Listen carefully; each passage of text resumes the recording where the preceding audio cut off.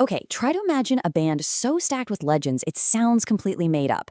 What if I told you that Bob Dylan, George Harrison, Jeff Lynne, Roy Orbison, and Tom Petty were all in the exact same band? Yeah, it sounds impossible, but it actually happened. And the story of the Traveling Wilburys isn't about big egos or some grand plan. Nope, it's one of the most fun, accidental, and downright magical stories in all of music history. Whenever you hear the word supergroup, you kind of cringe a little, right? Your mind just immediately goes to clashing egos and massive personalities. It's usually a recipe for music that sounds way better on paper than it actually does coming out of your speakers. The hype almost never lives up to the reality. But the Wilburys, they were the total, complete opposite of that rule. See, a normal supergroup is all about planning, pressure, and marketing. The Wilburys were born out of friendship, pure fun, and a whole lot of luck. It wasn't some calculated career move. It was just a happy accident where all the pieces just fell into place perfectly. And that really gets to the core of their story. This band, this legendary band, was never, ever supposed to exist.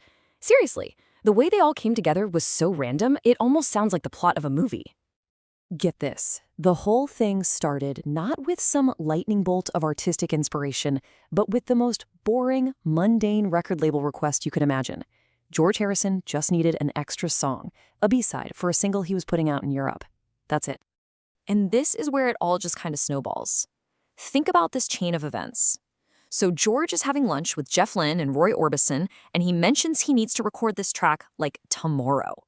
So George calls up Bob Dylan and asks, "Hey, can I borrow your studio?" Then, on the way over, he realizes he left his good guitar at Tom Petty's place. So he stops by Tom's house to grab it and just kind of says, "Hey, want to come with?" And bam, just like that, 5 of the biggest names in music history are all in the same room to record a simple B-side.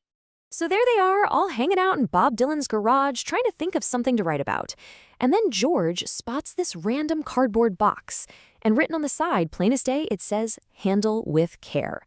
That little phrase became the title. And, it was the perfect theme for these guys who'd been through the ringer of fame. So George takes the finished song, Handle with Care, to his record label, and the executives basically lose their minds. They told him there was no way, absolutely no way, this song could be a throwaway B-side. They said, "This is incredible. You have to give us a whole album of this." And just like that, the accident became a band. All right, so now they're a real band. They need a name, an identity. But, to get away from the unbelievable pressure of being George Harrison from the Beatles or the legendary Bob Dylan, they decided not to be themselves. Instead, they became a family of traveling musicians. They became the Wilbury brothers. George was Nelson, Jeff was Otis, Roy became Lefty, Tom was Charlie T. Jr., and Bob Dylan, well, he was Lucky. And this wasn't just some silly gimmick. It was actually a genius move to shed all that superstar baggage and just be 5 buddies in a room making music together, no egos allowed. And the name Wilbury? You're gonna love this. It was actually an inside joke between George and Jeff. In the studio, whenever there was a little mistake or a glitch on a recording, they'd say, "Don't worry, we'll bury it in the mix." Wilbury. Get it? It was the perfect name for a band that didn't take itself too seriously. And that sense of humor was everywhere. I mean, when it was time to make their second album, George had this hilarious idea to call it Volume 3. Jeff Lynne asked him why, and George just said, "Let's confuse the buggers." And they did. So the Wilburys' first album comes out in October of 1988, and it is an absolute smash hit. The world just fell in love with how joyous and effortless it all sounded. But right as they reach the top of the world, their story takes this sudden, tragic, and absolutely heartbreaking turn. Just to give you an idea of how big this was, that first album sold over 5 million copies. This wasn't just some side project anymore. It was a global phenomenon. That little happy accident was connecting with millions of people. But right at the peak of all this success, just a few weeks after the album came out, the unthinkable happened. On December 6th, 1988, Roy Orbison, the incredible Lefty Wilbury, died suddenly from a heart attack. And just like that, the party was over. The loss was just a crushing blow, not just for the band, but for the entire world of music. The band gave him this beautiful, simple tribute in their next music video for the song End of the Line, Whenever Roy's singing part came up, the camera would just slowly focus on his guitar, sitting in an empty rocking chair. There was no replacement, no big dramatic moment, just this quiet, powerful acknowledgement that Lefty was gone, but he would always, always be a Wilbury.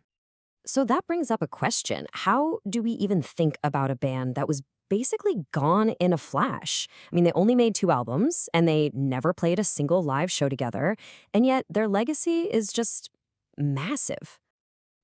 The fact that they never toured was a big regret for the guys, especially for Tom Petty.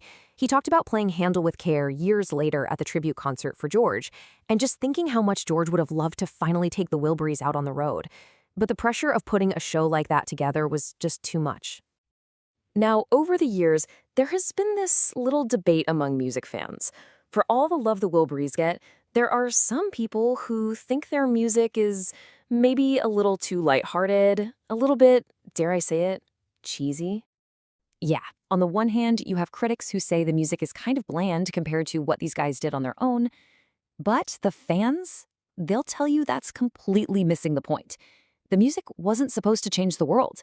It was about the fun, the collaboration, and that incredible spirit of friendship you can literally hear in every single note. And really, that's what it all comes down to.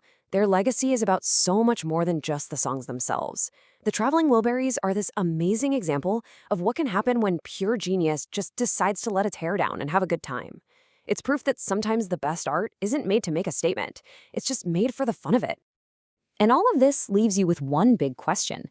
In today's world of carefully planned collaborations and social media rollouts, could something this magical and accidental ever happen again?